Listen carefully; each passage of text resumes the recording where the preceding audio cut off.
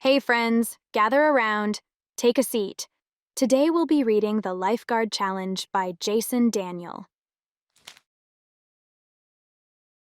Meet Laisley the lifeguard. She's on duty protecting swimmers. There's a very obvious sign posted to prevent distractions on the job. Toby, a not-so-nice swimmer, thought it would be funny to disobey the sign and steal the lifeguard's attention. He began to think of clever ways how, while never considering the sign might be there to keep swimmers safe. Toby called 11 of his friends to explain a crazy plan he'd need their help to pull off. Toby and his 11 friends figured lifeguard Laisley would need to ask where all these astronauts came from. They all thought wrong. She stayed focused on the swimmers and their safety. Crinty thought he was mistakenly swimming at NASA given all the astronauts wandering around the lifeguard. He also noticed something these astronauts didn't, a detail that will come into play later.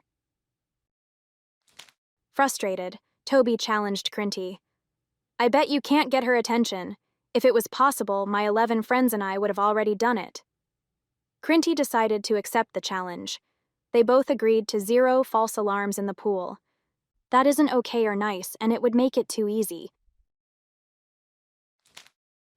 "But if I do get her attention, I want all 12 astronaut suits," said Crinty.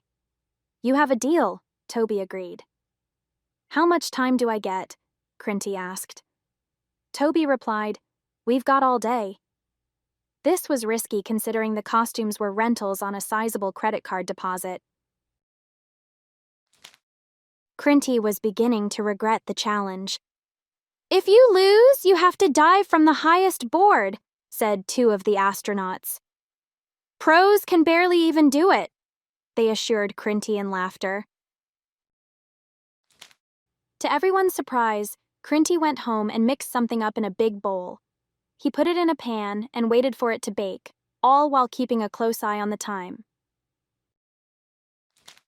Instead of astronauts, dinosaurs now pointed in laughter as Crinty returned with a big cake. "If this latest batch of costumes didn't distract the lifeguard, that massive cake won't either," Toby chuckled. "I will try to get her attention with only 1 piece of cake if you throw in the dinosaur costumes as a bonus," offered Crinty. "Deal! Should you fail, you have to dive off the highest diving board twice," challenged Toby. Once the time passed 4 o'clock, the pool was empty. With no swimmers to be endangered, Crinty offered Laisley a piece of cake. "Thanks for doing a good job today. Here's a piece of cake," said Crinty. She got out of her chair and gladly accepted the cake. Crinty captured her attention, something neither dinosaurs nor astronauts could get. Crinty won the showdown without breaking any rules. Toby overlooked Laisley letting her guard down once off duty. Getting the lifeguard's attention was a piece of cake for Crinty, literally. Toby regretted the challenge because now he had to honor his word. Crinty and Laisley took a 50-50 split of the costume winnings, but left Toby and his 11 friends the rest of the cake.